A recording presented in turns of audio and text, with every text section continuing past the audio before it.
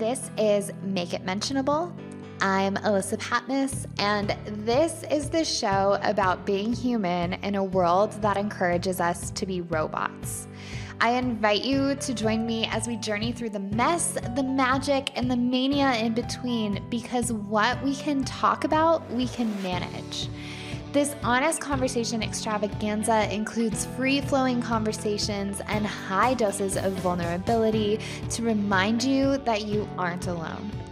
No topic is off limits, and episodes are designed to leave you smarter, aka more self-aware than when you came.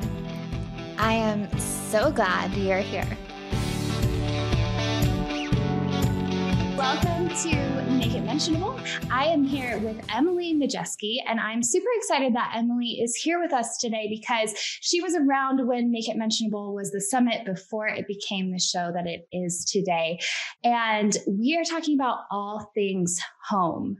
So Emily, thank you for being here with me. Oh, my pleasure. Thank you for having me.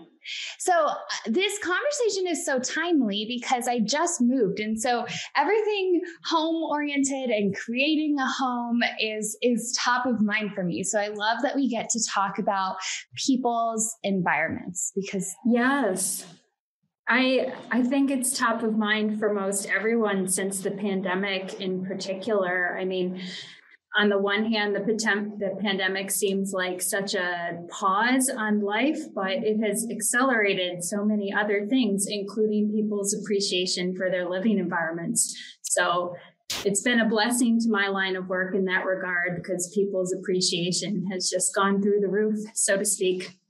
So along those lines, then, what does home mean to you? All of us have, I feel like, a different orientation. There's the difference between house and home. And, then the sayings, home is where the heart is. So as someone in this industry who's built a career around this concept of home, what does it mean to you? Yes. So home is a very loaded word, and it does have different meanings to different people. And I have a very specific interpretation of home as it relates to my work. And that would be thinking of home as a body, as an extension of our bodies. And we as the inhabitants are ensouling this body. And so the lifestyles that we create within our homes actually represent kind of metabolism to that body. And so the body of our home, it is something that forms like a second skin between us and the elements. And it's really important that we think of it in a holistic kind of living organism sort of way. So I cannot, sometimes, the universe is just wild. There are synchronicities of things that just pop up. So two things have popped up today related to this conversation.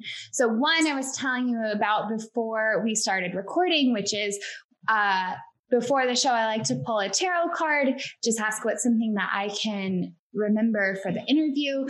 And so I pulled a card that was all about home and stability. But I also happened to be listening to another podcast this morning, and his name is Drew. And I'm sorry, I'm going to have to link it in the show notes because I can't remember his last name right now, or I would butcher it. But he's a wellness podcaster, and he had a guest on who was talking about how our immune system is connected to everything. It influences all the cells in our body, and our environment influences that incredibly too. And so it's not just this internal working, it's this whole body process. And so when you're talking about the home as an integral part of that, I think that's massively underrated. I don't think that's something that people are mentioning as often. Yes, it's slowly starting to gain traction in the mainstream. In fact, there's a whole category now of medicine called environmental medicine and how our environments affect us. And I think as a people, we are evolving past a more materialistic interpretation of home. Like if you look back, a lot of people treated their homes as the place you keep your stuff while you're out buying more stuff. But society seems to be evolving in more of a quality over quantity consciousness of life and valuing minimalism and experiences over collecting material things. So our consciousness is expanding to think of home beyond its purely materialistic definition, but it is relatively new, this understanding of it as a living organism, which is largely my work.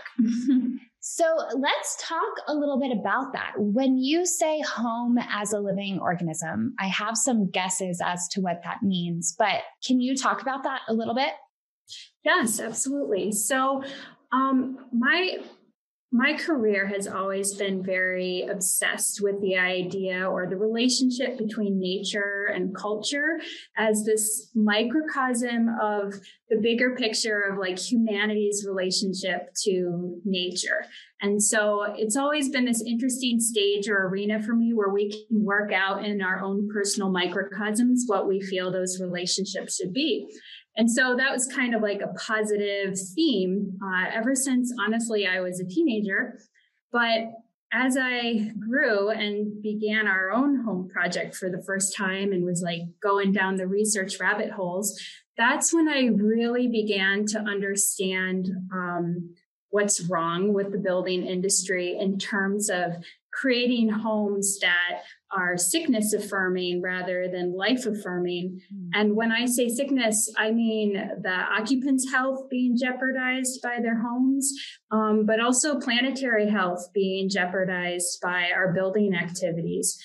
And so that actually created this catapult for us where my husband and myself, we have backgrounds in ceramics engineering and contracting. We started playing around in material science and created a line of products down here in Mexico that are natural building products, and such as finishes and plasters and things of that sort. And we started making these connections with our chemistry that, like, when we mimic the human body, the body chemistry, we started having better results with our product lines. So I'll give you an example of that. A lot of what we build with, like in general, like concrete, is a calcium-based formula. There's calcium, silica, alumina in it. And when we started adding magnesium to our own versions of kind of cementitious formulas, we realized, wow, magnesium has a really complementary effect with calcium, just like within our bones. Like, you'll be more likely to get osteoporosis when you're deficient in magnesium. And when you think about it, seashells are a combination of magnesium and calcium as well, because the ocean is a magnesium soup, basically. It's the third most common element. So we started making these connections that our own biochemistry could improve the performance of the materials we build with. And then taking it a step further and gaining a lot of experience with clients and installations and seeing projects that went well and that didn't go well as an observer, I started to realize that there's even this kind of respiration or metabolism to the design and planning and building process itself. And I started to realize, like, wow, this is a living process that's living just like its own breathing entity. And it's built with nutrients and materials that mimic how our own bodies are built. And so I started thinking of the entire picture in this very humanistic way. Let's put it that way. I love that. It's fascinating. And to touch on something you said at the end, and oftentimes these buildings that we're building live on even beyond us, and they're interacting with nature even longer than we are in some regards. So absolutely, at least they should outlive us. Yes, magnesium and calcium are the two powders I have in my shelf. I have them every day. So I think that But that's so interesting how you started to build that into the process. And so I want to come back and talk more about that. But first, I think I need to know how you became obsessed with this. Like, what is it about your essence growing up where that you were drawn to this type of work? I'm insanely curious. Yeah, well, I guess going back to when I was 9, I inherited this epic collection of Martha Stewart magazines from a family friend, going back to her collection from 1991. And I'll admit, Martha Stewart really inspired me back in the day, even though, it might seem passé in this day and age of the internet. But back in the day, she was quite pioneering and instilled in me this huge respect for home and garden as a category. And honestly, I think all of us deep down are fascinated with the idea of creating a dream home where we have our garden and we have our healthy space where we can be the best version of ourselves. And that's a very primordial dream that each and every one of us share, no matter where we are in the globe. So it's nothing unique to me. It's a very universal attraction, this whole idea of coming home and creating home and what is home and in my case, what is a healthy home and how it all ties together. So yeah, but I'll give Martha credit where credit's due. So how did you start then expanding beyond, just the home and the garden, like, beyond the white picket fence, beyond, this version of home in suburbia? Do you want to tell listeners and viewers like where you are, sort of how you got to there? Yes. So the last few years, we've really been in R&D hardcore with our building product line down here. And the eventual intention is to scale these natural building products up north. But in the meantime, I just started piecing together how lost people are when it comes to designing a healthy home for themselves. It's completely overwhelming, and people tend to want to outsource a lot of that process to experts who really don't know anything about them, and just seeing, unfortunately, the very high potential for things to go wrong on a very large scale financially for people. And so I began thinking, like, I need to create a course that I wish all our clients had from the get-go that could be more checklist style and cut out all the fluff. Like, this is how you build a healthy home from A to Z, and you just follow it step by step. So almost like a blueprint. And that's what I've been working on this past year. It's still a work in progress, but it was very challenging because, and continues to be, in that there's so many variables to everybody's project, like where you are in the world and what your climate is and what your regulatory situation is and what your budget is. And so it really came down to distilling, like, what are the principles that all projects have in common as a sequence of steps. And at first it was like, oh my God, this is so overwhelming. How do I even begin this? But then I started to realize and cross-verify it with our clients too, and observing their experiences, that it's like cooking, like there's such an infinite variety of expressions of cuisine and cooking around the world, and including budgets and ingredients and styles and desires. But at the end of the day, there's still underlying principles that hold true no matter where you are around the world. And so I began to see, like, this is really a parallel to building, is no matter what your objectives are, or what you're trying to create, or your budget or your climate, there's these essential principles that underpin the whole process from beginning to end that you follow. And so it's been a question of mapping those out and introducing it to the world, just to give everyone a sense of empowerment in that regard. And so when it comes to empowerment, I love how you talked about sick affirming versus life affirming. So if a house is life affirming, what's different about it? How would we know if our home is truly life affirming rather than more bent to the sick affirming lens?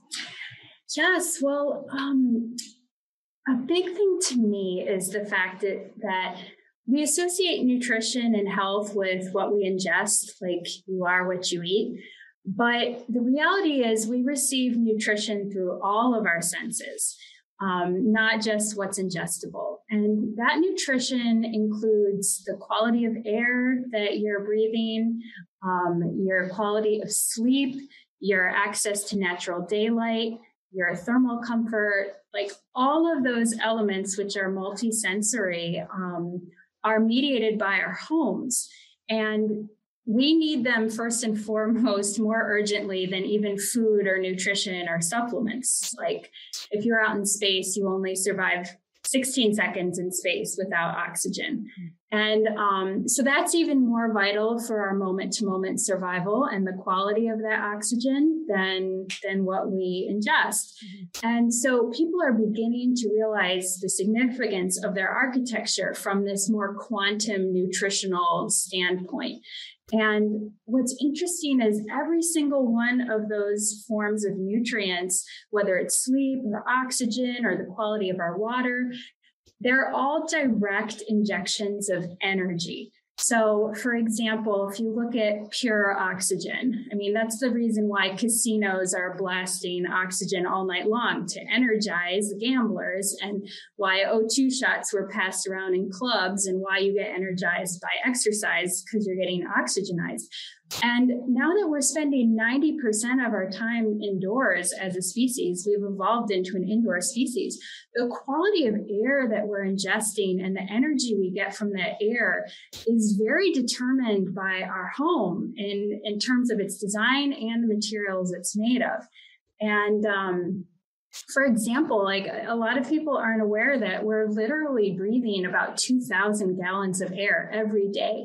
And that's about the size of a swimming pool. And so when that air is polluted through our homes in many cases, that affects everything about your health and your potential and your personal growth, because you are literally drinking a swimming pool's amount of pollution on a daily basis. And air is particularly important, the quality of air in our homes, because going back a few decades when we started sealing our homes for greater energy efficiency, we started making homes in this very sealed, tight way, but using materials that off-gassed and had noxious chemicals and had no way to be vented out.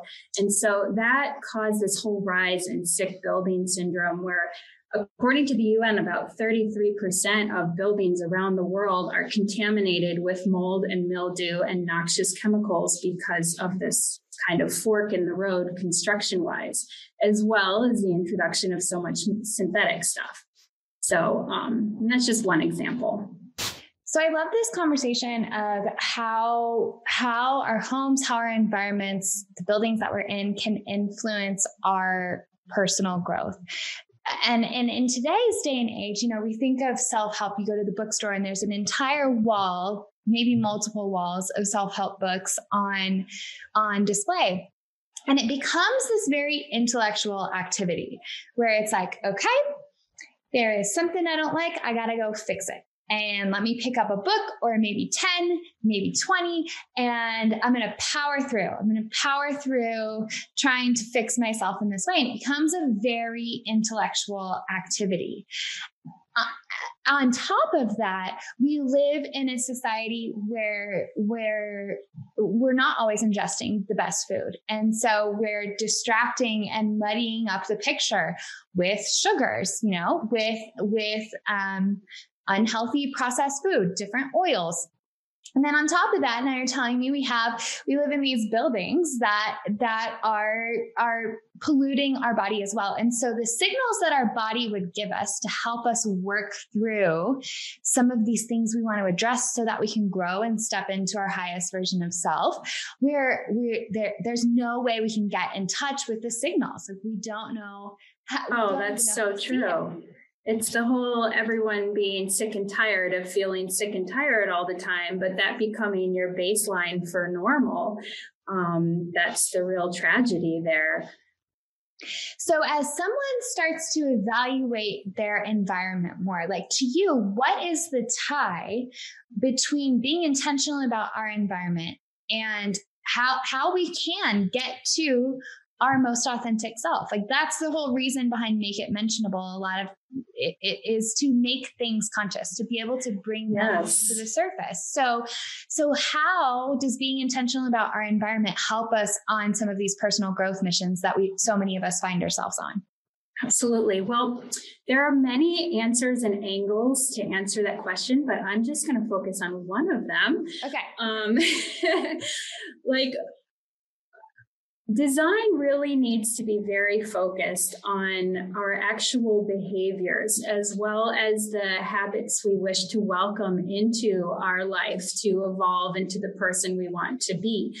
And so when you really inventory what your behaviors are, you'll notice, and I did this to myself and was quite shocked, but it's the old 20-80 rule or 80-20 rule. Like about 20% of the routines that you have make up 80% of your life. And when you really start analyzing what those 20% of your routines are that you do day in and day out, and that really shape the patterns of your life that make you, you start to realize, like when you're looking at it critically and mindfully and intentionally, that we do end up putting a lot of friction in our environments that cause complications and stress around these routines, often very unintentionally, but we don't even notice. And I'll give you an example of that. Okay. Yeah. Let's say that you have a mom with several kids and she's entering her house with the day's shopping, and there's not any kind of an overhang. So if it's raining, they're all getting wet as they unlock the door.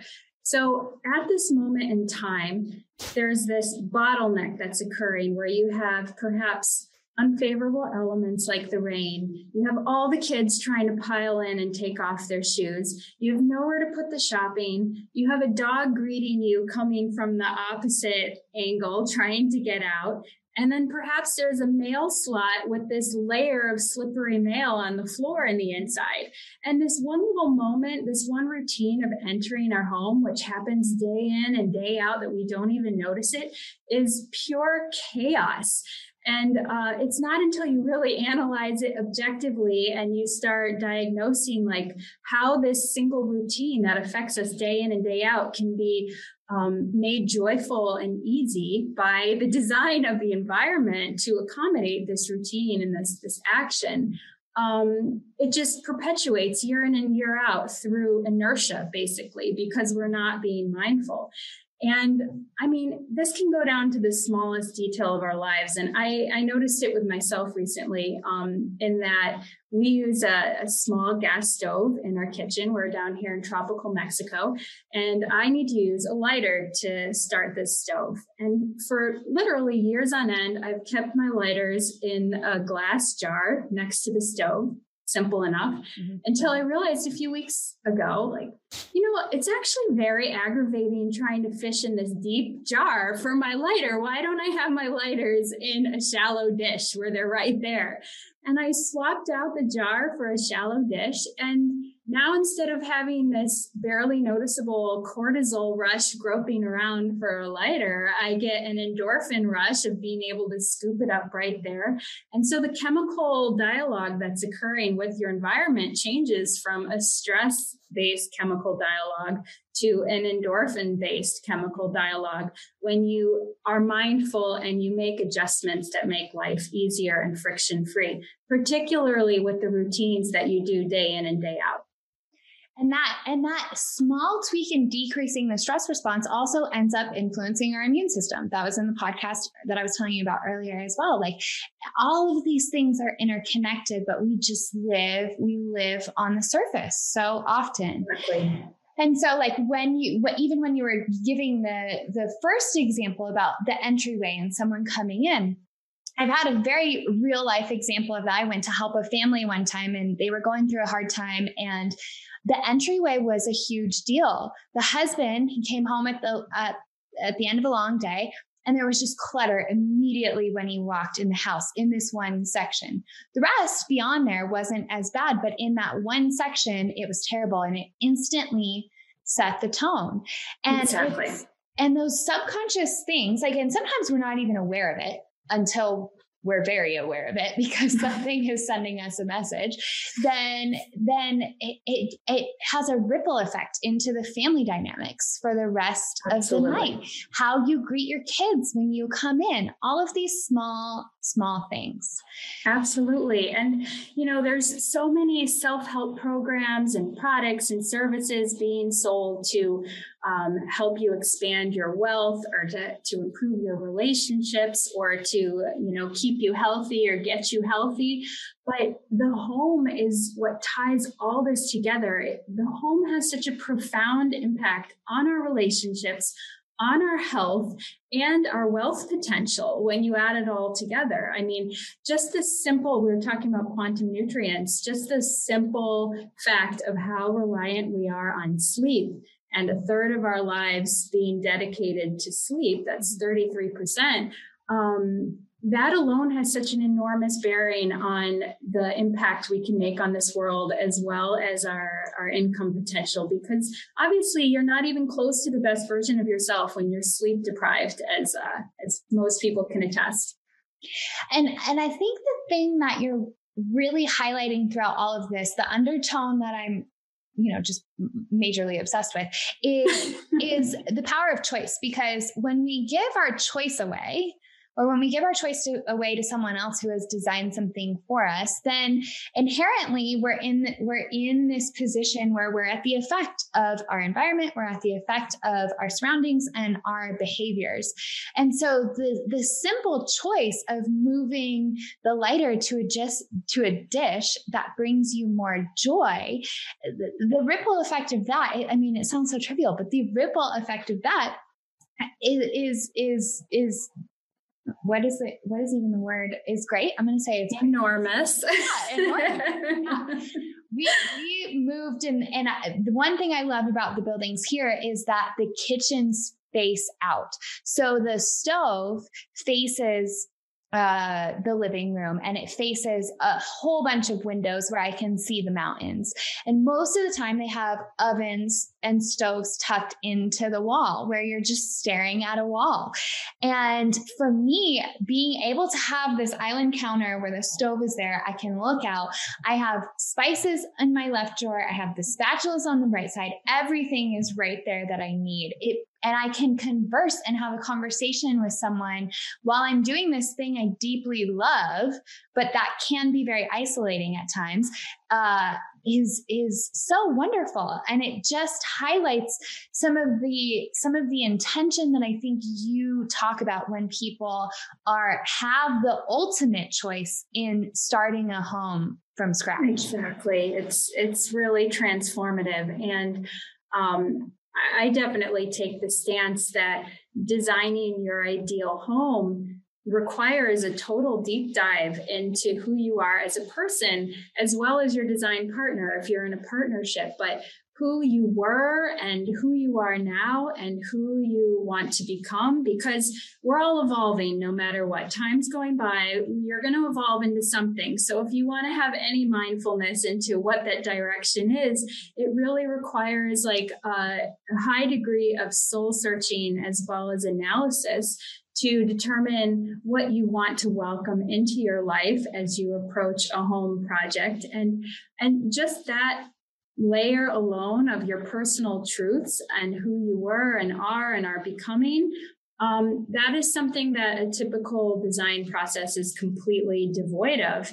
And people expecting a total stranger professional to look at a Pinterest board and know who they are and what they want is just so off base. Or at least it really inhibits the potential of what your home could be. Yes. I totally agree with you. And if we think about even, Maslow's hierarchy of needs, we have, the physiological needs, safety and security at the bottom. And so traditionally a shelter, a home is what we associate with that safety need. But there's also emotional safety. And there are buildings that don't feel safe to people based on, the layout of how they're organized. The furniture that's in there sometimes has an impact on how people feel. And so when we're talking about a home, which is inherently, this place that is supposed to provide us safety, if we're not looking at the things from the past and baking that in around like when did you feel the safest? What helps you feel safe? The home has because the home, when it's designed intentionally, or when you're being mindful about it, has the potential to be this really safe space. It's also a place, I would imagine, where we can collect new evidence safely. And what I mean by that is anytime we're trying to choose transformation with change, we have to collect new evidence of doing behaviors differently.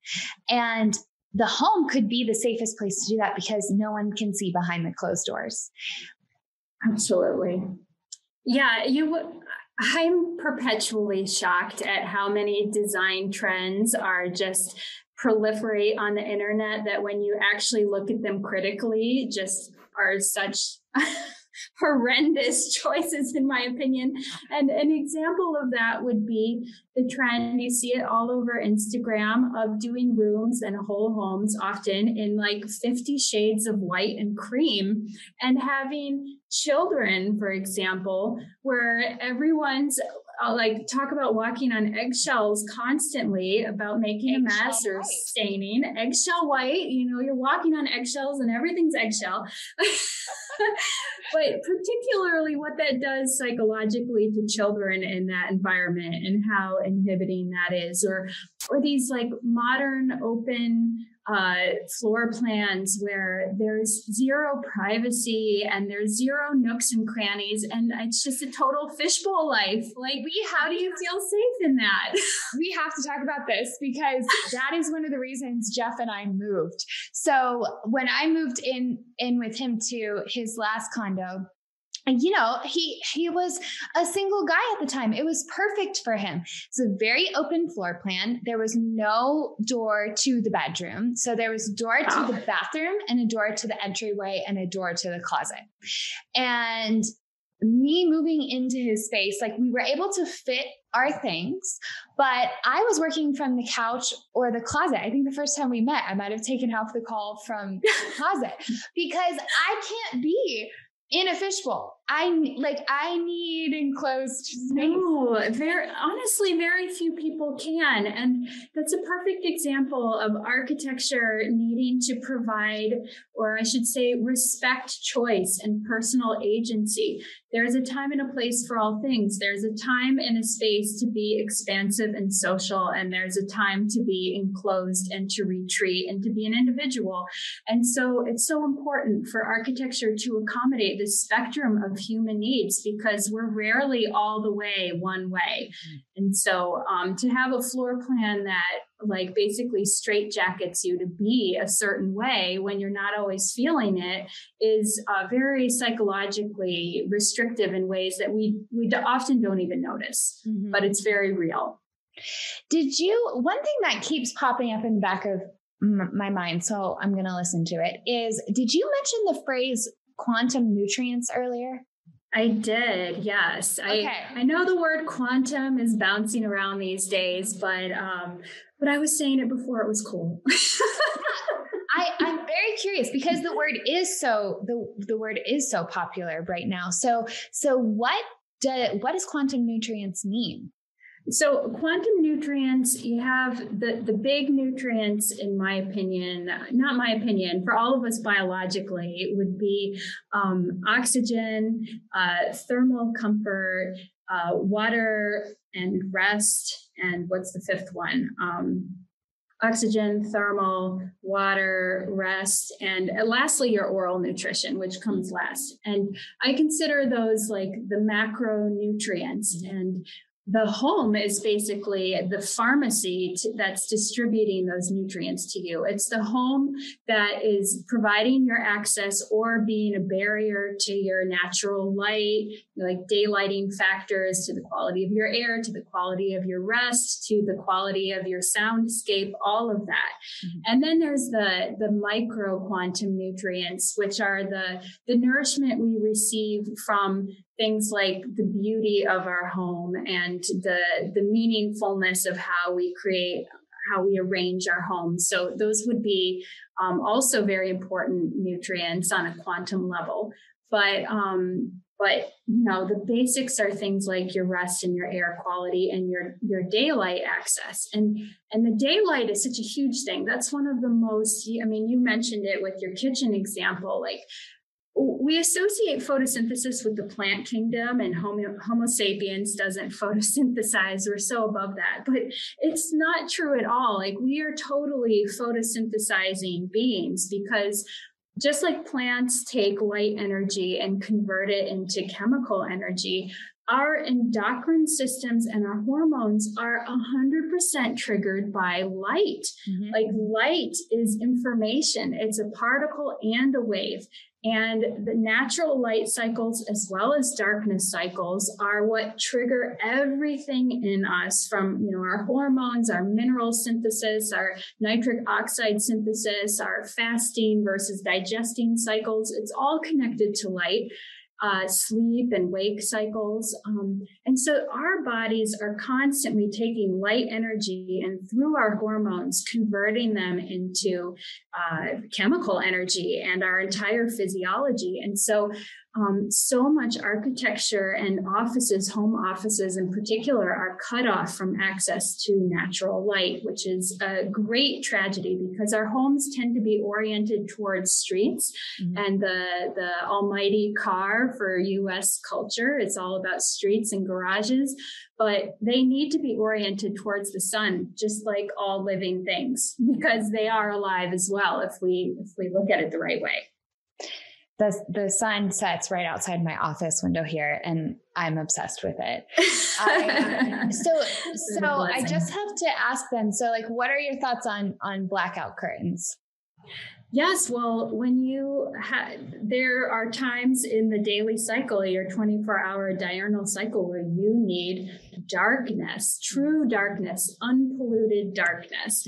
Mm-hmm. So light and darkness are both incredibly important, and blackout curtains are very, very important. Yeah, there's many layers to this. So you want unadulterated natural light and unadulterated darkness. The nuance. It's all the nuance.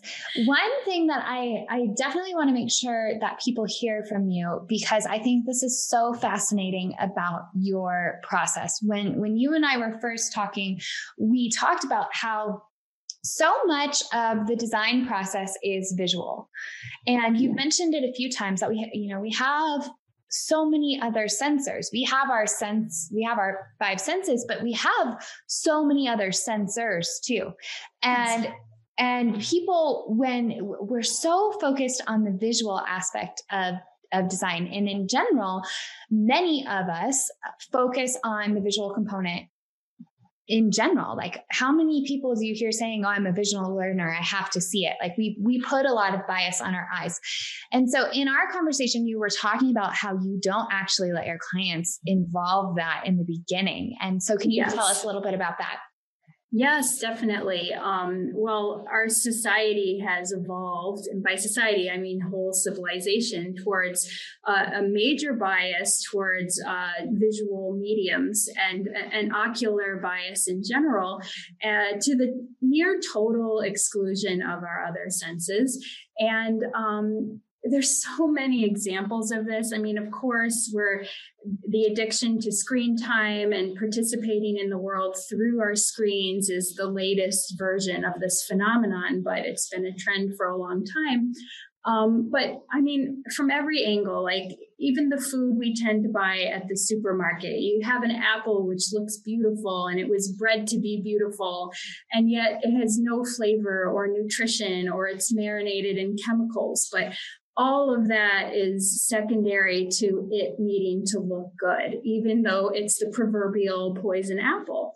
And there's so much of that has infected the design process as well. And it's actually quite amusing because the way I think of creating a home, it's very oriented around the qualities and the feelings that you wish to cultivate there, to generate there, as well as accommodating your behaviors and your activities. So your emotions and your behaviors, they're these very ephemeral, in a sense, invisible things.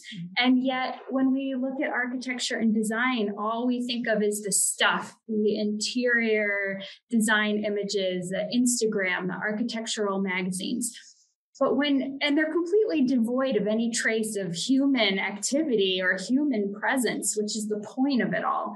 And so when you think of the home as a body and the occupant as ensouling this body, and then you contrast that with looking at an architectural magazine where it's just these glossy still lifes of empty homes, to me, it strikes me almost like looking at cadavers, because the home is devoid of life. It's been sanitized, stripped clean. If the occupants, for example, had any personal relics or religious things up, it gets stripped out by the photography team. And it's made to be presented like humans are an afterthought. But humans are the reason for this structure's existence. And this structure is there to encapsulate human emotion and human behaviors, not things. And so you contrast that with just the endless weighting of pretty pictures that people just like are treading water in these pretty pictures. And none of it actually has much to do with creating a sense of home. Like home, of course, things contribute to home, but things are not the essence of home. You know, the essence of home is how you feel there and what you do there. So yes, I try to keep pictures out of the mix until the end of our process, because the beginning is very focused on, again, this deep dive into who you are and who you were and who you're becoming. What are the what's the emotional climate each room needs to support? What are the behaviors that need to be supported architecturally? And then you start to gradually move into the material sphere. Okay, what are the objects that contribute to the emotions and the behaviors? What type of architecture can enhance these objects and the emotions and the behavior? So it's this triangulation that has to occur that then is encapsulated by the architecture. But the visible side is at the tail end of a very invisible kind of exploration.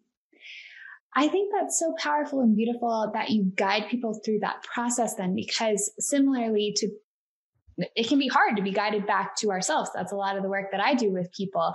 And similarly, being able to do that for yourself in a home can be difficult too. I'm constantly teaching about how, our reality is based off of our perception and the internal representations that we make. And similarly, that's based off of our senses and our sensors, our past experiences.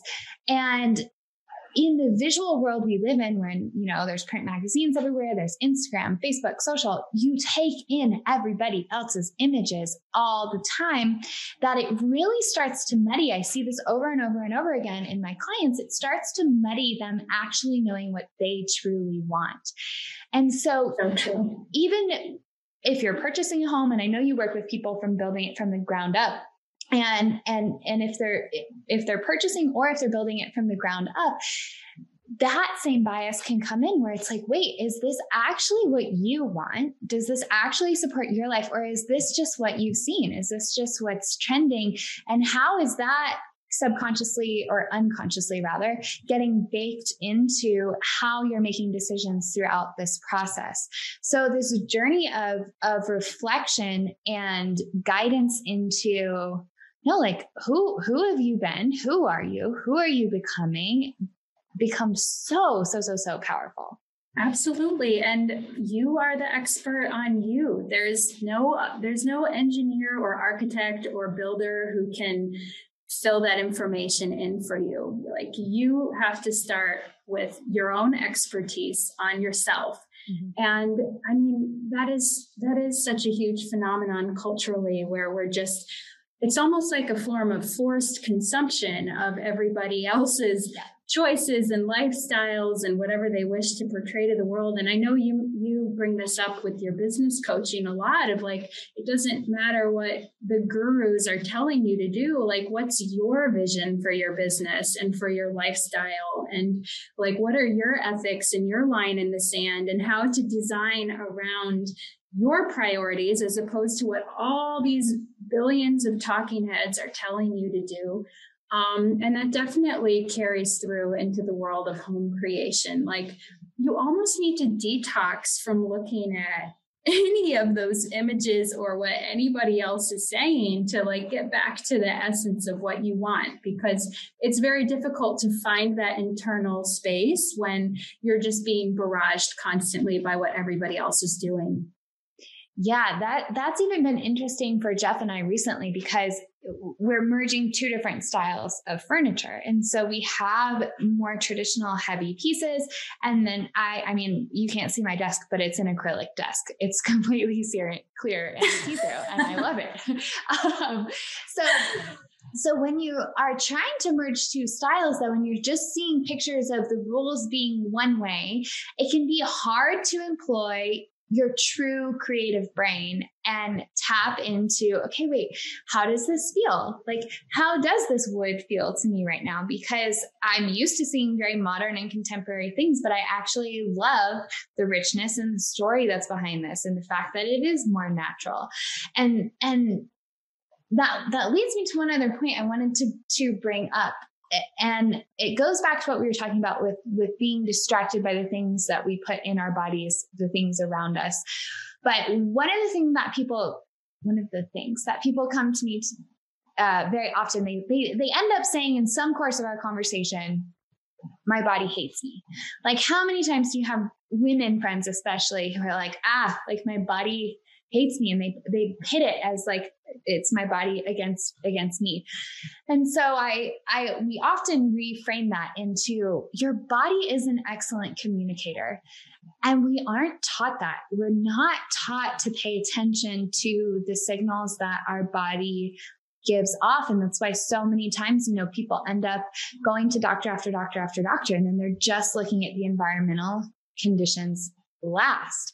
And we're not as great at tuning into these signals that our body gives off unless we start to get really intentional about it. And what I'm hearing you say is that our home and the home building process can really start to support and reinforce not only us sort of being the soul and like truly embodying the home, but also our home being a place that can support our bodies in ways that we don't even realize.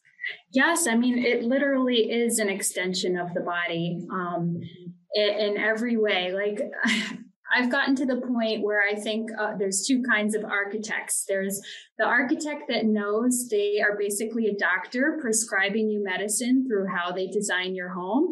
And there's architects that don't know they're doctors. I mean, it's really that important. And it does take a rewiring, and I completely agree with what you're saying. I mean, our whole society is based around treating symptoms in general, because that's what keeps capitalism grinding forward. Yes. And, God forbid we get to the root cause of anything.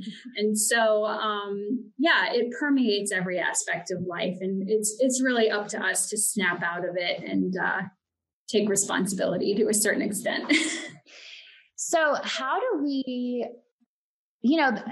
I have two questions. So do you end up being like a marriage counselor then when you're working with clients? How do you, all right, well, the needs of multiple different people? Yes.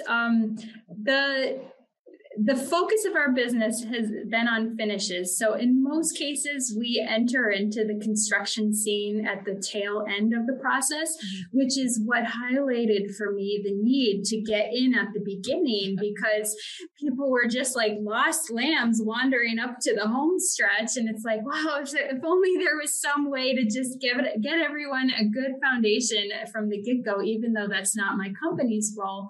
But yes, of course, going things about co-creating a home with a partner is next level, of course. There's lots of money at stake. There's always lots of time, money, resources at stake. It doesn't matter whether you have a small budget or a big budget. Whatever you allocate to spend on your home will be a lot of money to you, no matter what echelon you're at. And then you're entering into this minefield of very emotion-laden terms, such as home, what home means to you, what home means to your partner, nostalgia, images for their future, your idea of success and advancing through life is all wrapped up in the home you find yourself in. So I do actually... The course I'm working on is in the beta phase right now. It's chugging away at it, but there's definitely a very important section on co-design with a partner, because there's a lot of things that you need to flush out at the beginning. And if you do it the right way, it can just bring you closer together, because this personal journey you're on, you're sharing with a partner, and I honestly try to design all of my content in a very androgynous way, because it's important that it appeals to both genders, and that I'm weaving together more journaling and imaginatory exercises with more analytical, kind of checklisty, very rational exercises. Not saying one gender is more oriented than the other one way or the other at all. We both have twin needs, no matter who we are, to be rational and to be imaginative. It's super important. But when you can do that together in a guided way as a couple, that is so powerful, because the last thing you want is a home that brings you to the verge of a breakup, as opposed to being just the ultimate thing to participate in together that just affects your quality of life together in every way. So, it does take some finesse. And guidance helps for sure. Having a neutral third party to kind of set the parameters for the experience. Mm-hmm. So when someone so I love living downtown. I love living in a city. So it's very unlikely that I will end up building a home from scratch in the middle of downtown Denver. However, we had talked about some of this before I moved in. And so I've been thinking about it, and there are still so many choices that someone can make, regardless of if they're starting from scratch or if they're switching things up and wanting to be more intentional and more mindful about it now. So do you have any tips for people listening or watching who want to design an environment that protects them from overwhelm, that protects them from, a lot of sick affirming energy, and to help it be this more life affirming, you can tell me if you don't agree with this, but like a grounding force that supports them being able to go forth and present their best self to the world. Yes, absolutely. I mean, my endeavors has been focused on building from scratch, because that's its own unique category compared to refurbishing or renovating. But I will say in that regard, the number one starting point towards creating a healthy space needs to be your bedroom. Because your bedroom, even if you siloed that off as a phase one and just focused exclusively on that, your bedroom is where your guard is let down entirely and your body heals itself. And your body is sending out electrical pulses all night long and is self-moderating and regulating itself and healing through its electrical pulsations. And so to to create a safe space that doesn't have volatile organic compounds, isn't off-gassing, has high-quality materials, isn't barraging you with electromagnetic pollution while you're healing, and just eliminating interference with your healing process, not to mention focusing on it from a couple's standpoint, but really from a health standpoint as well. Just that would be the place to begin, in my opinion. And then as far as, eliminating overwhelm as much as possible, I would say the first step to that is really defining what your priorities are and why your priorities are your priorities, and identifying what actions you need to take that are most efficient towards reaching those priorities and accomplishing them. And then once you've done that internal work, that's when you can configure the space around those priorities.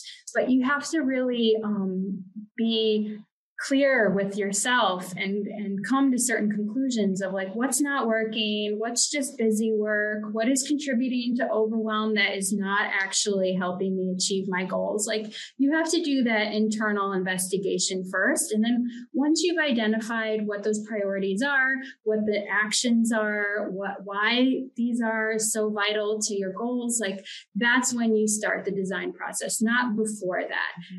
And I think it's also very important in your space that you acknowledge within the space what you've accomplished, not just what you're trying to accomplish. Because we tend to be in this very futuristic intellectual realm all the time of we don't even like appreciate and celebrate what we've done. And we're just in this futuristic headspace and feeling like we're in catch-up mode all the time without honoring what we have done within our spaces. So I think that's also very important to do. And lastly, we have to recognize, particularly if you're talking office space or like a productive space in your home, which tends to, have overwhelm associated with it.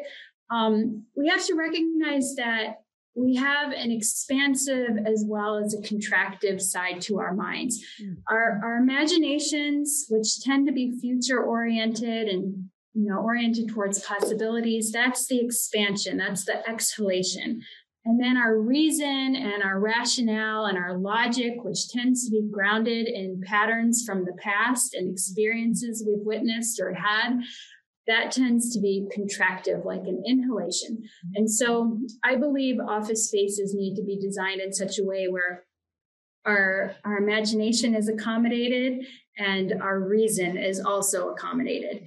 And it's almost to the point where you have one wall is all bulletin board for just freestyling and mood boarding, and you have like another wall where it's like your computer and it's very analytical, and you switch hats back and forth and change it up, because we can't be too much of one way all the time. It's important that we allow both those sides of our mind to blossom in order to cut through the overwhelm.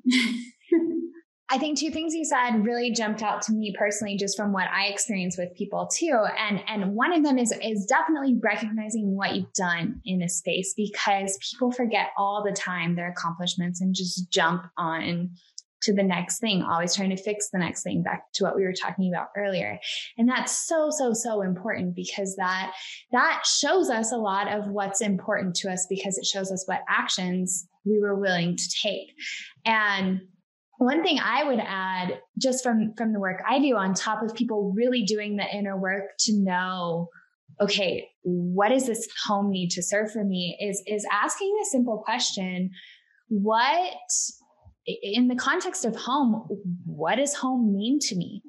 And going through and dumping out the bucket, writing that list until nothing will come anymore, and then ranking it, and then going through and looking at some of those behaviors that you're doing and seeing if they support that, seeing if your space is supporting some of those things.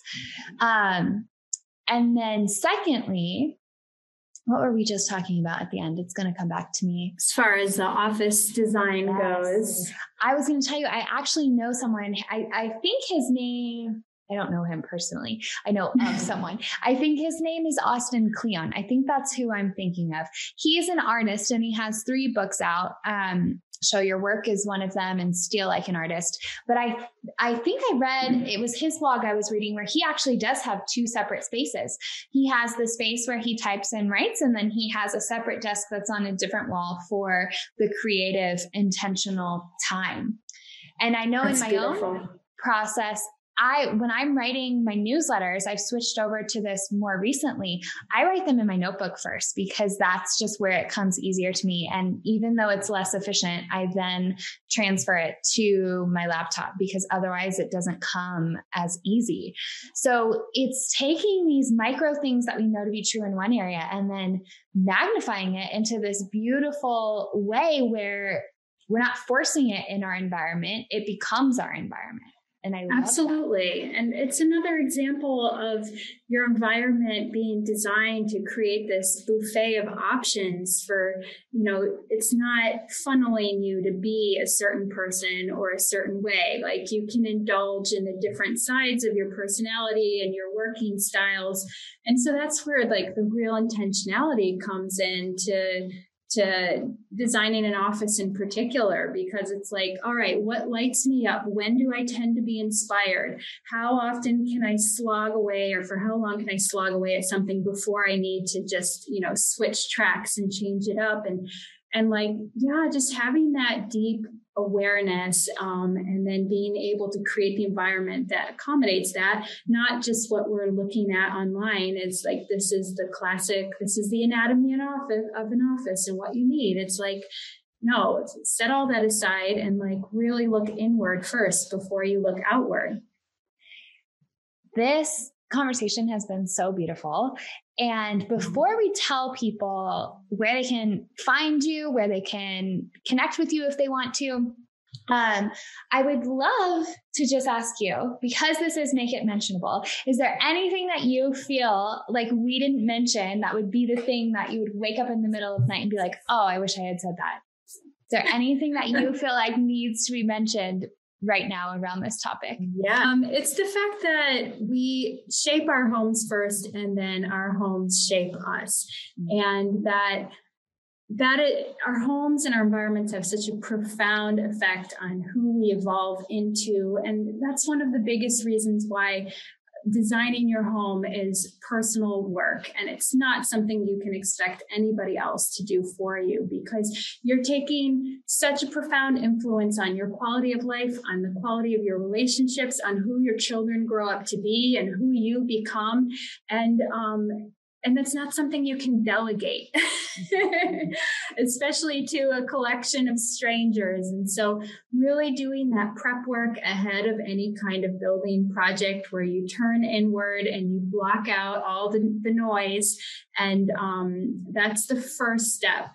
It's definitely not looking at pictures on social media. It's looking at yourself and to acknowledge like the profound impact our environments have, which is not a very popular idea because we always like to think of ourselves as pulling ourselves up by our own bootstraps and just everything coming from within. But it's really a balance of influence, like external influences as well as internal. And we need to give that the credit it's due.